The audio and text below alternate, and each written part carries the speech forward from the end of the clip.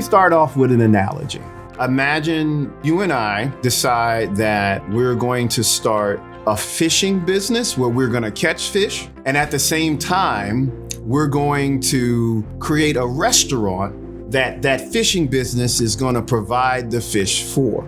And so we buy some boats, we buy tackle, we hire fishermen with the intention of catching enough fish to provide what we need every day to put food on the table at our restaurant. So our two core businesses are catching fish and plating those fish. That's part of our core business model. What happens when undoubtedly your fishermen are gonna have some bad days?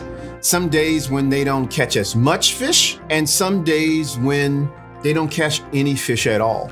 And so that eventuality or that problem creates an opportunity for different businesses, right?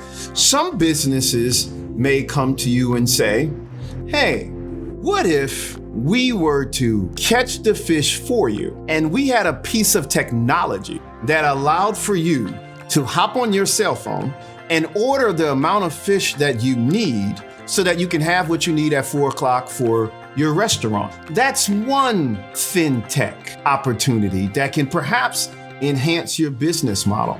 Another business comes and says, hey, you're having a little trouble catching fish. What if I gave you a piece of technology that helped you find fish better, helped you clean the fish better, and then also here's a new rod and reel.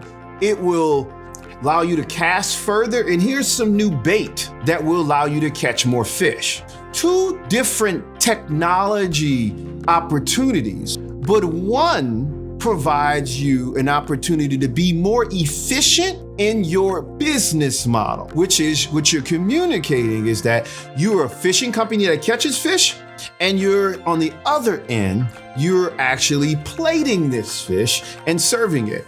One makes you more efficient, while the other one is asking you to outsource a core component of your existing business model. What I'm asking for credit unions to do in the boardroom and in the C-suite is to look at the long-term strategic implications of those two choices. And what's happening a lot due to messaging and marketing, we're conflating FinTechs as if they're all the same. And in some ways, some CEOs and some board members feel as though if they don't get on board with FinTechs, they may be left behind.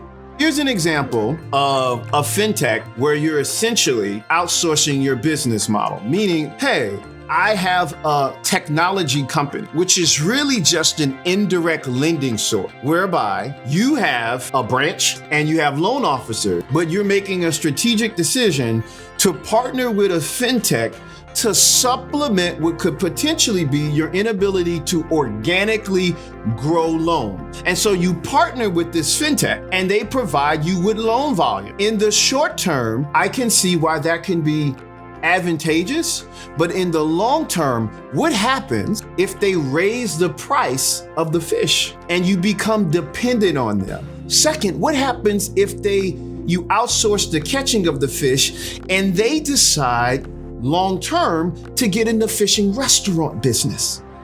Now they're your competition. Here's an example of a FinTech partnership that's similar to getting a better rod and reel, a better depth finder.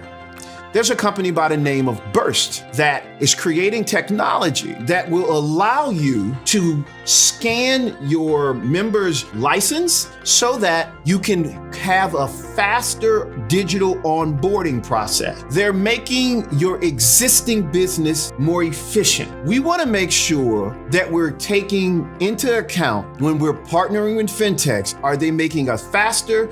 Are they creating innovation that it makes us more efficient, that improves our margins? Or are we putting ourselves in a situation strategically where we're outsourcing our business models and giving up our long-term viability by losing our relationships with our members?